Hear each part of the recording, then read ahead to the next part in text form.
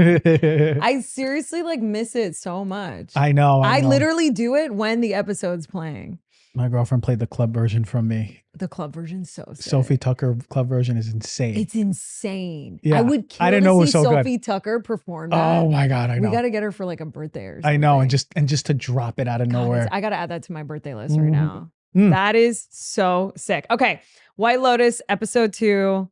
We're excited to dive into this on the show that has no name. Maybe that's the name of the show. We can't call it The Download because apparently, and we knew this, there's a million things called The Download. I don't know why we thought we'd be the first people ever to have it. We were not innovative with that. So, hey, listen, there might be some innovative people listening. So please feel free to put it in the comments. Yeah, let us know what should we name this show. This. Yeah, we thought of like Reel, like REEL, like a movie reel, Awakening. Yeah, Real Awakening. So it's a little, yeah, it's new agey. Yeah. Like, no, we want something kind of like generic and dope. This is how much we are dedicated to this. We wanted to get this out to y'all before we even had a name because we were so excited. So true. So that's it. That's how we show up. Okay, cool. So the first thing I wrote down for episode 2 is the energy of 3 really picks up here. Remember how I told you I like hate being in 3s when we talked about episode 1?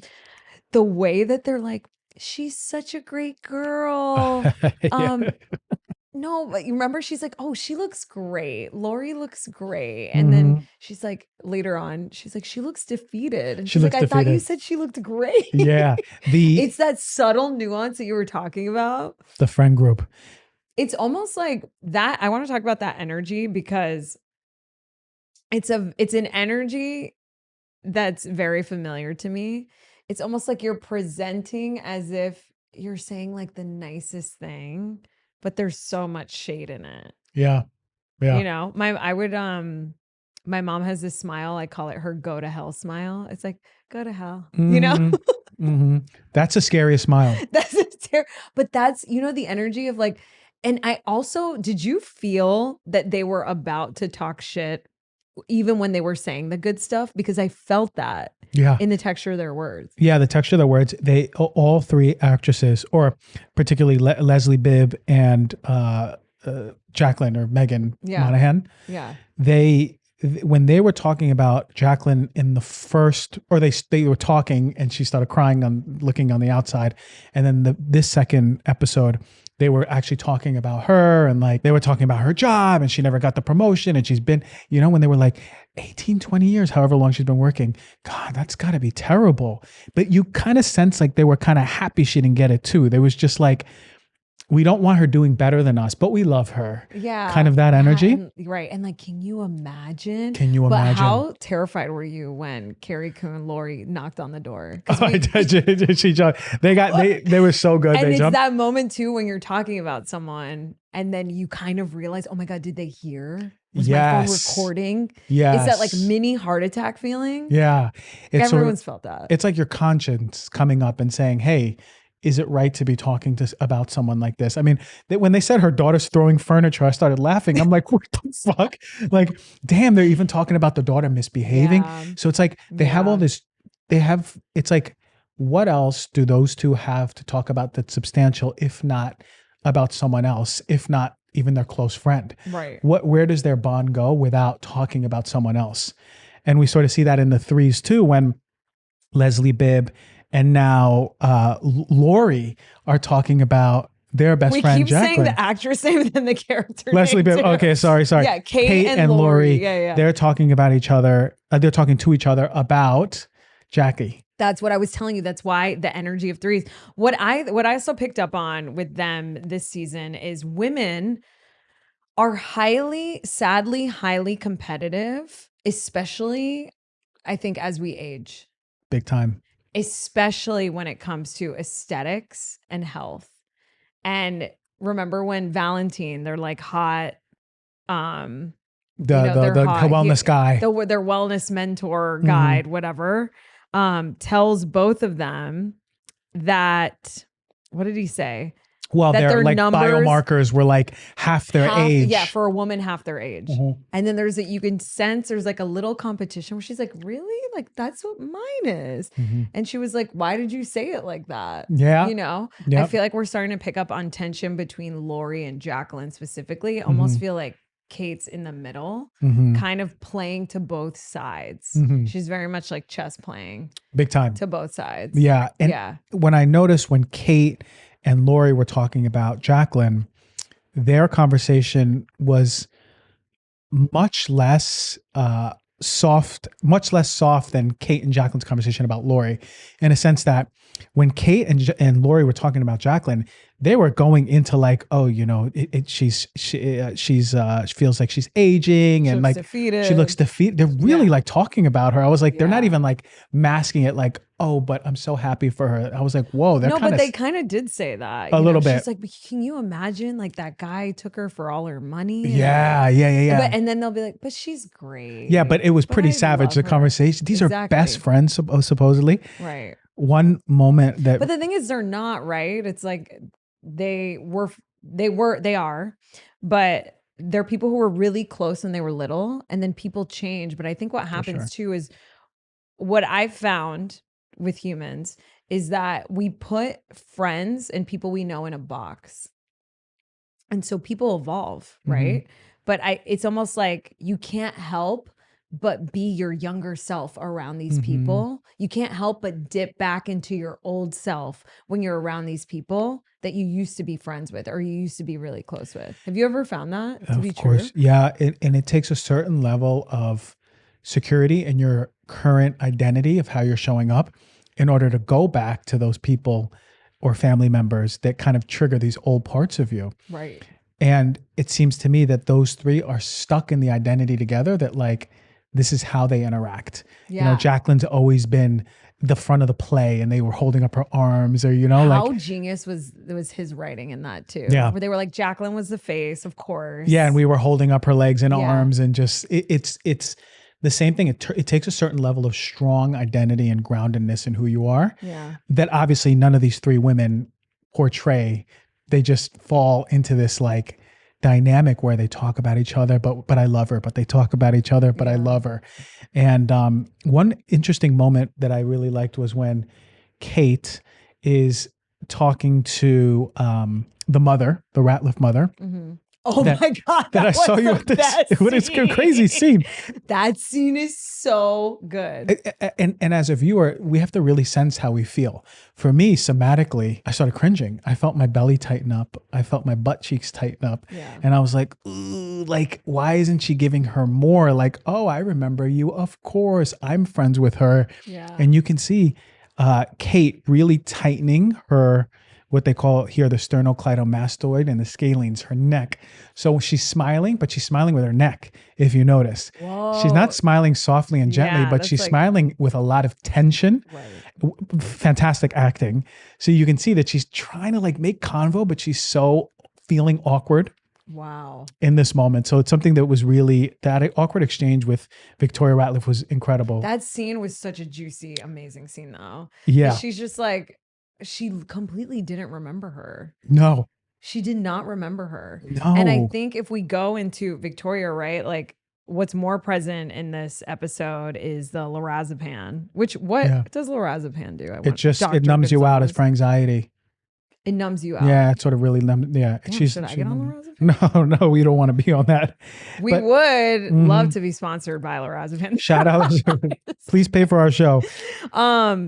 Okay, that makes sense. But then again, leaning into, it's funny because like Victoria seems like such a bitch, you know? But there's a part of me that kind of related to Victoria in that moment. Is that so mean? No, well, the way she presented, yes, but I wouldn't do that. But that thing of like, okay, we met 10 years ago. It was truth. To say hi on vacation. It was truth. I hate that. What does that mean about me? No, it was sort of like this unapologetic, like, look, if I was her, I'd present like a little bit nicer, like, oh yeah, I remember that. Oh yeah, great. It's good you know her. But the truth is like, what the fuck was that? You know, like who cares if I haven't seen you in 10 years. But it was a whole weekend. But it was a whole weekend. It was a baby shower, but she was like, it was a whole weekend. She didn't remember her. Clearly, I think Victoria did remember her. She just didn't really care to connect to her. But what was interesting and what you said on our last show, if you haven't listened to the episode 1 breakdown, you mentioned Lachlan and his mother. He actually calls her out. Yeah, which is interesting because he's like, Mom, why were you so mean? Yeah.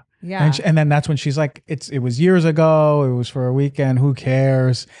But it does give you that sense of, again, I'm on this medication. I'm dissociated. I'm sort of numbed out to feelings, numbed out to empathy, numbed out to compassion, in a sense that she won't show up with like at least some sort of kindness, because Kate's going out of her way just to make herself known. Yeah. That's a very awkward, just to go up to a whole family. Yeah. It was really awkward. She could have been more gentle, and the truth is, who cares? Like, I'm with my family. It's also really fun seeing how Mike White is weaving all the characters together, because like I was telling you, it's 14 plus characters now. Mm-hmm. So to see like, because I told you I've seen 6 episodes. Yeah. I rewatched obviously episode 2 for this. I forgot about that moment. And I was like, oh, how is this going to pay off later? Mm-hmm. You know, like everyone kind of knows each other. Like we know Rick and, Timothy don't like each other. Like there's all this sort of like tension building. And I just can't wait to see how that pays off. And then of course, she's like, all actresses are prostitutes, basically. Mm-hmm. And then you see Saxon laugh at his mom. Mm-hmm. So again, that that relationship. Yeah. Yeah. Okay, so that happened. And then, what I also want to talk to you about before we move on from the Ratliffs is they talk about drugs, and the sister, Piper, says, who says? Saxon says, I don't do drugs. And she's like, what are you talking about? You do Adderall and steroids. How so many people don't think those are drugs. It's amazing because like what college frat bro doesn't do Adderall or steroids? Like that was every frat bro in my college. I did Adderall. I did Adderall and steroids. It was you did steroids? Yeah. Wait, I didn't know that about you. Back in the old college days. Yeah. Oh. So it's unbelievable because it's like and then he has the protein powder. It's like why do really, young men take steroids? I mean, if I think about Saxon or I think about any young man, it's like our awareness is in how we show up, and our value is in how we physically look, right? It's the physical expression. So more muscles, more women, more identity validation, more I know who I am. I'm the man. Obviously, a healthy man isn't that. What's the line in Scarface? Like you get the money, then you get the power, then you get the woman or something? What movie? Yeah, or the respect. I don't know, something like that. I'm talking about, that's a rap song. I'll chat GPT. Yeah, so anyway, it's like, look, aside from my experiences, it's like Saxon is really further in this episode embodying like just this unlikable, like woman hungry. Actually, he's embodying a part of what a lot of us men either embodied when we were younger or embody now. Yeah. And know that it isn't a healthy version of us. Right. And we can be really triggered by it. Now, if I saw this guy Saxon on this show, 10 years ago, I'd feel really triggered by him. I'd be like, this guy sucks. And he's like, look at this, fuck him. And it was only because he was embodying this dark shadow part of me that I hadn't integrated as like, hey, you have a past. That's how you showed up and it's okay. Right. You were young and you didn't have value in other things. Right. And they do a really good job of like having him fit the stereotype and coming with this energy of some charm, right? He has this smile, like maybe some of the women kind of look at him. He's just like, I'm most intrigued by how he develops. We'll see. Let's see. Which is not much in a week. Like Let's see. Last episode. I looked it up too. It's Tony Montana's. He says, in this country, you got to make the money first. Then when you get the money, you get the power. Then when you get the power, then you get the woman. You get the woman. Yeah. That's it. It feels so true for so many guys. I don't know why. Yeah. Okay. Were there any scenes that you obviously have so many more? Yeah. Lachlan looking at his brother's butt. What is that? And then again, episode 1, remember when he went to masturbate, he was kind of staring at him a few seconds way too long. Yeah. There is an incestual thing going on with the Ratliff It's sibling. interesting. What do you know about like from like a health perspective, like about incest? Well, we're not supposed to be attracted to our siblings because we're not supposed to be. No, there's pheromones that are released in families that are sort of repulsive to us. So we find zero attraction aside from that's my sister. There's actually biological expressions in our body that are repulsing us to our family groups, our family members. So then what is within a family like the Ratliffs that are kind of attracted to each other, it seems. Here's my take. Maybe Lachlan has a unexpressed sexual side to him that is of the same gender. Maybe he's bisexual. Maybe he's gay. I don't know. Right. I haven't finished seeing all of them. Right. That's something that comes up. And maybe he's just like appreciating the male figure. Ironically, it's his brother.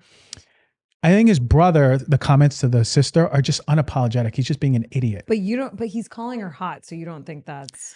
Yeah, but like, I You wonder. don't think he's actually attracted to his sister? No, I don't. Okay. I think you can objectively say, my sister's hot. All the guys go after her. You know, yeah, she's a Ratliff. We're all hot. You know, right. It seems like that energy a little bit. Right, which is I would feel okay saying that. Yeah, I don't know, maybe. Yeah, maybe. People think my brother's hot, and I don't think I could ever say that. But that's like I don't know. I say that about all my friends. Yeah.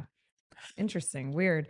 What else did I write down? Did you write anything about the Ratliffs while we're on them? Piper, you see this further my thesis in episode 1 about the relationship between father and daughter. Again, she's asking him to put his phone down. And it's again, the feminine desire for presence. She's not getting much presence from her dad. Her dad's not present at all because we see this story developing and it's worsening for him where he might be in trouble when he goes back home. So juicy. It's so juicy. Like, whoa, his family does not know any idea what's going on. Any idea. Yeah, they have any idea. And you see him sort of, it's not in a sense he's unraveling, but it's in a sense of like, you can see him starting to get a little nervous. He's being really aggressive, you know, to everyone around him. And there's this fantastic scene where he's, I guess, trying to work this thing out on the phone, like finding out like, how screwed am I from this? Yeah, it's towards the end. He gets a call from Kenny Wynn, who is someone who it appears got into a money laundering scheme with. Yeah, made some money. And he only made 10 million out of it, called SoCal or something. And Kenny calls him and he's like, am I implicated? Yeah. And I meant to tell you what's so genius about Jason Isaacs, who I believe is an English actor, is they're from Durham, North Carolina. And that's a very specific accent. Parker Posey, the actress who plays Victoria, is from Louisiana. But not all Southern accents are the same. Yeah. And so he looked up a bunch of mayors from Durham and like really honed in on the vowels. Wow. And the accent's really good. It's really believable. Yeah. You know, they're from the South. Yeah. But Durham particularly. So he's like, am I implicated? Yeah. And this scene where he's like, do you remember the scene where he kind of looks over his shoulder and his family's coming in and they're coming inside from being outside and it's warmly lit on the inside. The room is warm and he's outside still and he's wearing a blue polo and the sun just goes down and it's blue. Yeah. And it's really cold and he's alone. Isolated from the family. And the family's walking into a warm room. Yes. Sort of like he's got this secret.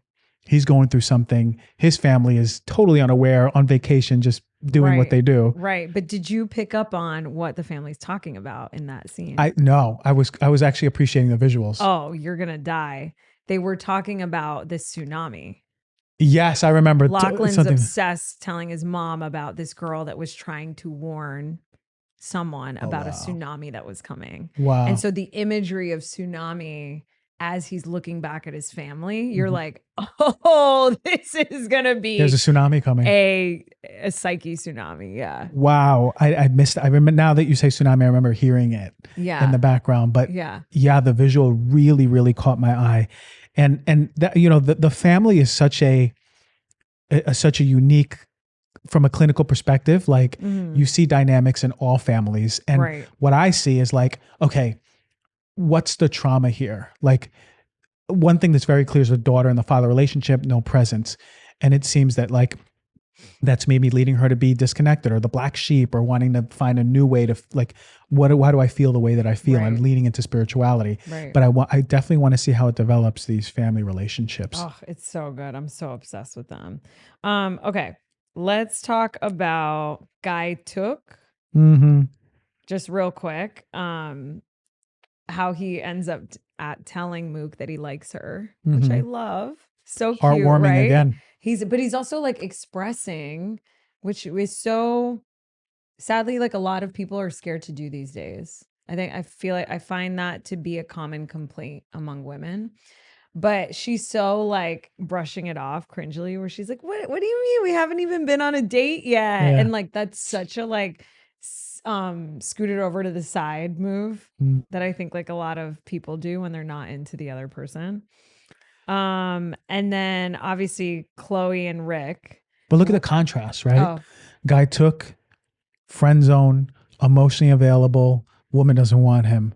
Rick, not emotionally available, woman keeps attaching to him. yeah. Right? It's a crazy, and notice the character, the Right. casting, right? Like Guy took is soft. He's got big eyes. He just has this endearing look. Right. Rick he has the 5 o'clock shadow. He doesn't look like he takes much care of It kind of himself. plays into the nice guys finish last and girls like bad boys narrative Still. that we've been still living in.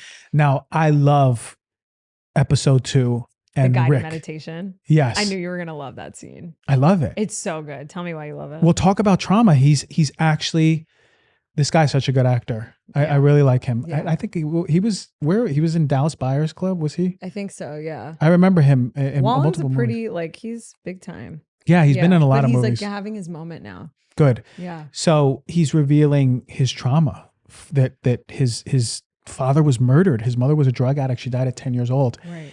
And this was a really potent moment when he's saying this confession, and he's speaking that he's like detached from it, and it's like he doesn't have the identity. His chin is away from his body. Now, this is what people often do when they don't want to cry. Yeah, when they don't want to cry, they go like this. When people are holding an emotion, Really, in an emotional release, they'll pull up their chin away from their body because they can't bear witness to what's in their body. Oh, so they literally move They'll pull away. away. They'll pull away like this. And it's also in a way, I feel like there's times where I felt like I wanted to cry. You're right. It feels like that's kind of like stretching this muscle out to hold it in. To not and let exactly. It out. Yeah. So, and also it's like closing it. Yeah, you're pulling it and you're contracting your throat.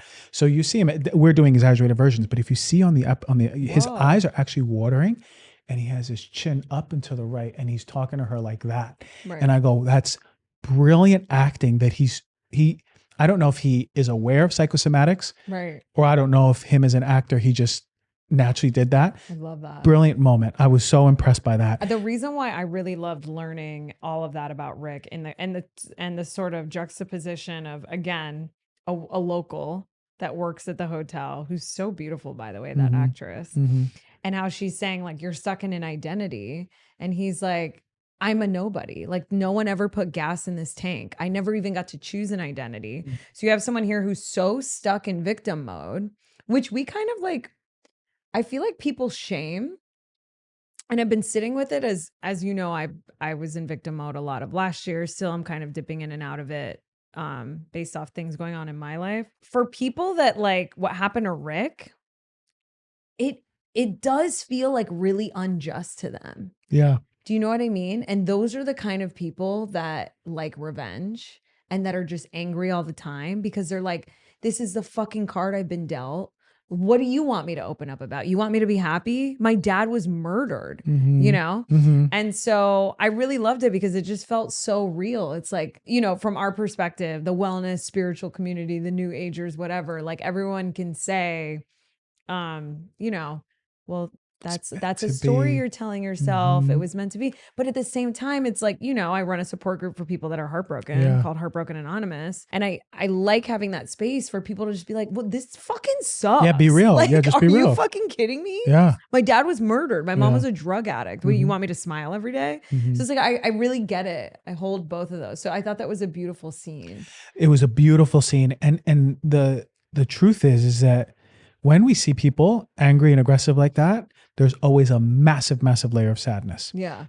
His character has unexpressed sadness, and it's coming out as this emotional unavailability, rude comments, anger, revenge, whatever he's looking for. But the truth is there's a softness to him that actually we do see. A little bit of, yeah. A little bit of. And then your heart sort of opens just a little bit to him as a character. Yeah. And that's during the robbery. Well, because no one's all anything, right? Exactly. We're all those things. And I think that goes into Chelsea, right? Because I've dated a Rick before, you know, kind of mean to me, definitely closed, right? But then it's like I see the softness and I'm like, oh, he's there. Yeah. The potential is there. Every woman falls into that at some point. There has to be. It's crazy. But also I don't like saying like women, men. It's more like people. Okay, people fall into right? it. Like it's like I see a lot of men women fall fall for in that. women that are like that too, For sure. you know, or you know, people who are non-binary. It's a relationship energy dynamic that happens between people. Yeah. True. And I love that she takes on this caretaker role for him, and she's signing him up for the wellness meditation. She's planning. Yeah, she signed him up for that. Right. She's planning this double date lunch. Right. You know, for them to, and that he really doesn't want to be at. And it just plays into, so for the robbery, right? When she had the trauma of like, she was in there and the guy had them at gunpoint and he stole that stuff. That moment where he actually like, she runs to him and he opens his arms and he actually hugs her. And you feel in that moment how like something that's life or death can bring people together. But then, so he opens up, right? He's closed in the beginning of the day. Mm-hmm. I think they talked about this too when I heard both of the actors talking about their characters together, how every morning, if you notice, as the episodes progress, Rick and Chelsea kind of are like together for breakfast and they kind of start the day together and then they end the day together. But then all this stuff happens during the day, which I think is like is how a lot of relationships are, right? Like, love you, honey, go off. And then you kind of come back. Yeah. So he's closed in the morning. He opens when that happens. And then do you remember at night, they had a really kind of sexy scene together. Yeah. But she was like, I almost died today. And he goes, no, you didn't. No, you didn't. I know. Like, that's so mean. What do you mean? She like ran into your arms. And what did he say? There was that moment where, yeah. He's like, no, you didn't. No, you didn't. But then the he's thing like, is, and by the way, I'm leaving you here. Yeah, I'm vacation. going to Bangkok. She goes, why? But you don't need to know about it. Give me your tit. You know, like what? He did sit up and say something though. He said like, I'm glad that he actually like acknowledged her a little bit. He did in that moment? Yeah, he actually sat up and he said like, I'm glad that you're safe or something like that. Okay, he said, I'm glad that something. And she said, I almost died today, but she didn't have much emotion behind it. So it was like, she was just like kind of wanting his attention. Like, you know, I almost died today. Validation. She's acting as his savior, which no woman wants to do. Nothing turns your vagina off more than having to lead. And she's booking his appointments, making friends, making sure he's okay. So you can see her trying to bring the masculine back into the masculine. So she's like, save me, I almost died. That's brilliant. And then he doesn't do it. Absolutely. And it's like that she's not receiving. She's constantly giving. And he's not even receiving what she's giving. But what I loved about what I was saying about how, you know, in the morning they're kind of together and, you know, these little moments like when the robbery happened that brought them closer. I also felt like the dinner between Chloe, Greg, and Rick and Chelsea was so good and juicy. Because you can tell he thought she was... he thought she was French. She goes, what do you mean? Why are you such a stickler? She goes, I'm from Canada. I'm from Canada. There's a whole ocean. Yeah. And then, you know, Rick's like, how'd you guys meet? And he's like, in a matchmaking service in Dubai. And Rick's like, she's a prostitute. She's a prostitute. Whatever he says. But I wanted your thoughts on the relationship because I've seen this play out a lot, right? Let's talk about this specific scenario. Two random women meet on vacation. They instantly click, right? Women, we have the gift of gab. We connect emotionally. We should all get dinner. And then you have the two men sitting there who like sort of really awkwardly and obviously don't want to connect or have trouble actually connecting. Yeah. Hey, Greg, or, you know, what do you do? What do you do? Yeah. This and that. Yeah. What do you do? A lot of this and that too. I feel like I've seen that conversation a bunch. And I actually feel really awkward when two men aren't open to each other. I feel like secondhand awkwardness. Yeah. I'll speak in a lot of generalities, but yes, it is a macrocosm, that expression of like what men go through.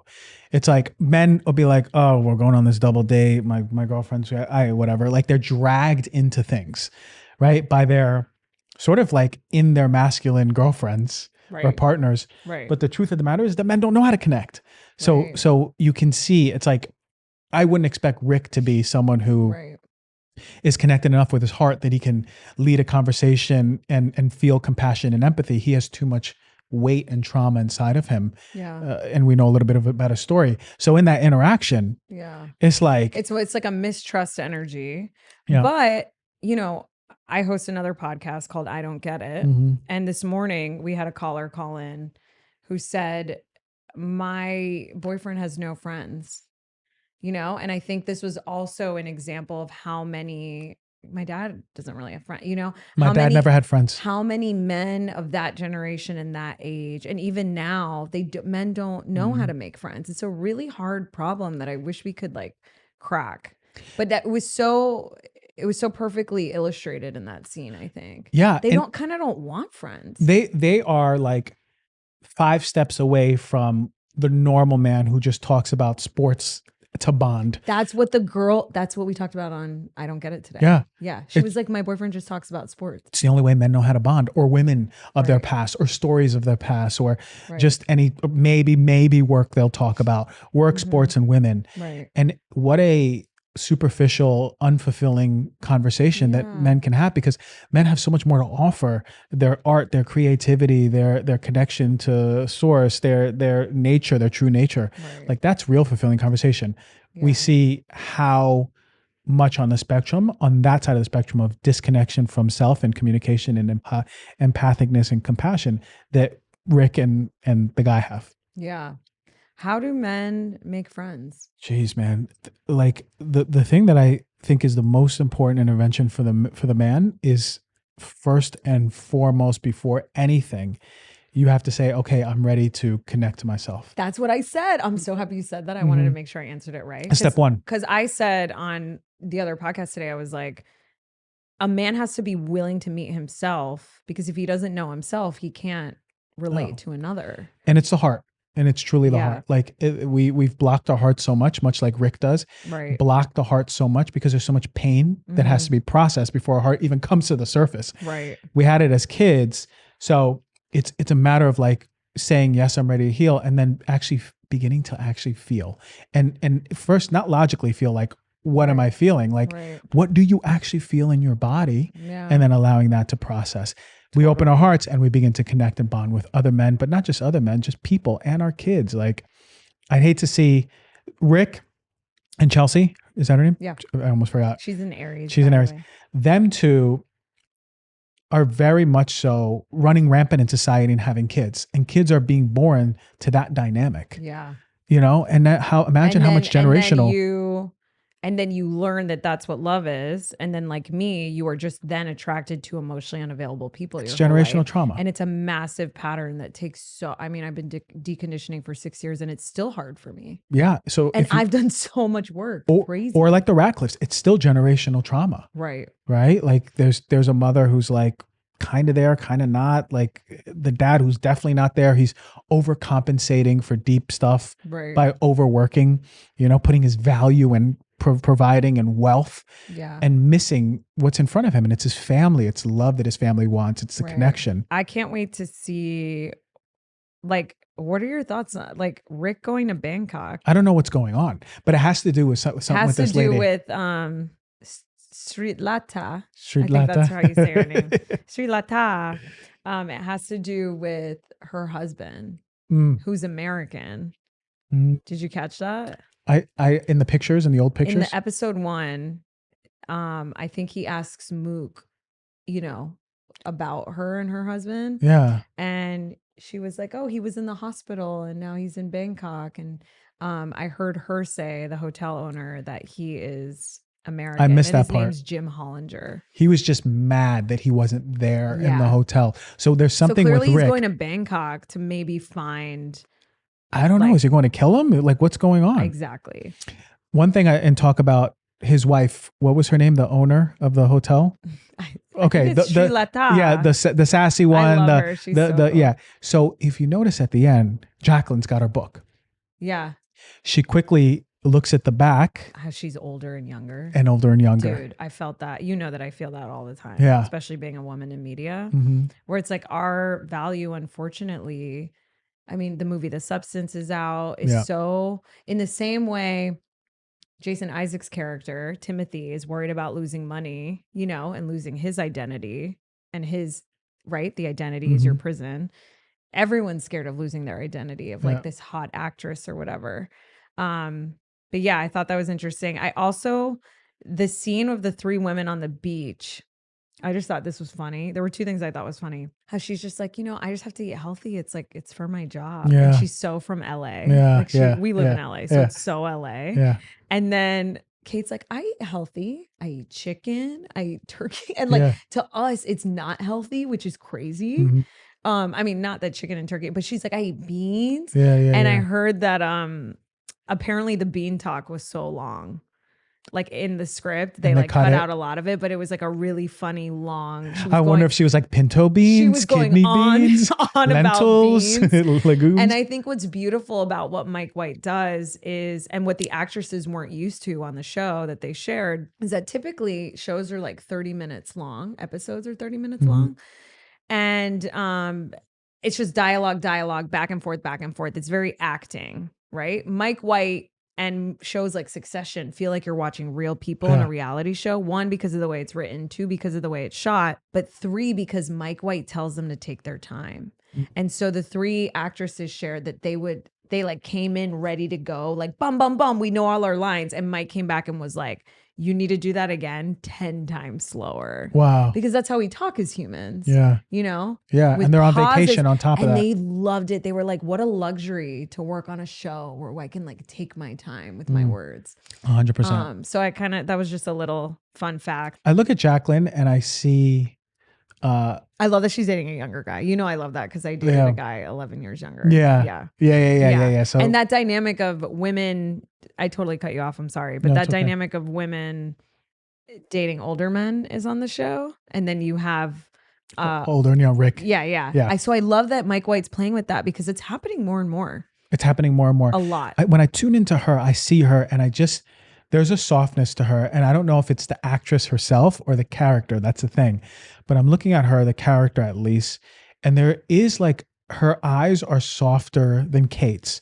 Kate's has this like, she looks like there's some sadness. There's some sweetness there too.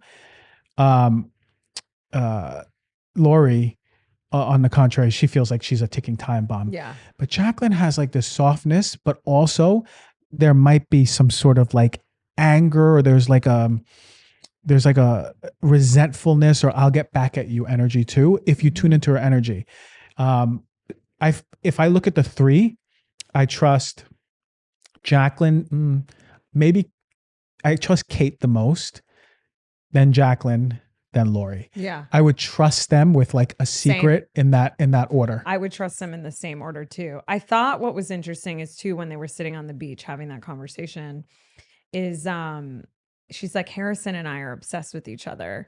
And I've found this to be so true of women projecting their own relationship onto other relationships. So like if I have like a first kiss with someone and it's that, you know, magical and sparking chemistry, I've been met with, or a lot of people are met with remarks of like, yeah, I mean, it was a first kiss, you know, like it's like deflating the energy, and they very much are like, yeah, it's your first year of marriage. Yeah. But at the same time, I don't think they're wrong, you know? So that was that was fun to play with. I think, did you have anything else to say? No. That's my take. I like this episode in that so good. It's moving the story forward, and you'll notice like the music in it is sort of like a little more quirky, a little more faster. Guys, we got the wee woos when everyone was getting pampered. When everyone was doing that. Whoop. I like heard it. Yeah. I put my fist up in there. And we didn't talk about Belinda and Her Man that's like teaching her the way. There's something. He was fine. I was like, what? He came out shirtless in his underwear. He came out shirtless. I was and she not said, expecting ooh. She's like, me on the bottom. I mean, you on the bottom. That's the comedy element of Belinda. So good. You know, I wondered, I go, is there a little something here? They started teasing it a little bit. Yeah. Oh my God. If we get to see her fall in love, who do you think's going to die? Oh my God. I don't think it's Belinda, first of all. I think Belinda. Why, you think it's too obvious? I think it's too obvious. The son is like, please, I hope my mom didn't die. And then she dies. I think it's... I know, you're right. If Belinda dies, I'll be so mad. I think it has to do with the 3 women. There's something with the 3 women and a Ratliff. Dies. Oh, that'd be so sad. I think she like tries to save Rick or something. Yeah. You know what I mean? Like... Yeah. Well, I think as we go on. Or no, actually, I think what would make everyone so happy is if Greg died. Really? Greg killed Tanya, like the greatest White Lotus character. That's right. Yeah. Yeah. Yeah. If he died, yeah. Let's see. We'll see. Well, let's first of all take your take. Who do you think? Who do you think is gonna die? Let's put that in the comments. Yeah, let us know. I really want to know who you think is gonna. We really, really, really, really want to know. Oh wait, I have one more question before we leave. Okay. Everyone, when Lori and Kate are talking about Jacqueline when she has the book moment, and did Jacqueline in this episode? Doesn't she call Harrison? Her man? Yeah, the 10-year younger guy, and he like maybe I missed it, or she like messages him, and she says like, "Hey, I haven't heard from you. Are you on set?" Like, you know, there is this sort of, and then the two other women are like, I think she's lonely. Yeah. So I think that's what you're picking up on. But Lori says she's kind of a narcissist. I heard that. And then Kate says the vanity. Yeah. Is Jacqueline a narcissist? I don't think she expresses as a narcissist yet. I haven't seen anything where she has those characteristics. So you think Lori's just being sort of like petty and they're getting really competitive? Yeah, I haven't seen it. And if she does start showing up with narcissistic energy, but she's not extremely self-absorbed. She has like a sensitivity even in conversation to like other people around her. Yeah. Right. And you see that she's not like talking about only herself and her job and her accomplishments. Right. Which is what narcissists would do. Which, she's not a narcissist. It's interesting that Lori says that because Lori seems a little bit unhinged. Like she's a ticking time bomb again. Yeah. I love so the let's ticking see. time bombs on this show. Oof. It make me feel some sort of way. As an empath who's watching, I feel open and closed throughout this whole thing. Woo! Yeah, I think that's all my thoughts. I feel like I had like one more thing to say about the three women, but maybe that was it. Oh, just as someone who, you know, is like a TV host and stuff and all the things, it was interesting to me that Jacqueline said, they're like, don't you feel like you don't have real friends? You know, or I don't know if that was episode 1. I can't remember now. When they said it to Jacqueline, Kate's like, well, you don't know people's motives. Don't you? Like, how do you know if people are being real with you? Yeah. And Jacqueline says, well, you know, I can't have a bad day in public. Yeah. I felt like that was foreshadowing to something. Yeah. Like she might go unhinged in public or something or have a bad day. Yeah. Yeah. The weight of being a Hollywood persona might start weighing down on her, even though she's on vacation. Right. And that identity. Yeah. Well, we'll see how the other people bring that out. Yeah. All right, guys. Well, let us know what you thought of White Lotus episode 2. Let us know who you think is going to die. And the third thing is, let us know what you think we should call our show. Or yeah, I mean, I guess we'll have a name. We need a name. We need a name by episode 3. We'll have a name. We'll have a name probably. But thank you everyone for tuning in, and we'll see you for episode 3. We love you. Bye.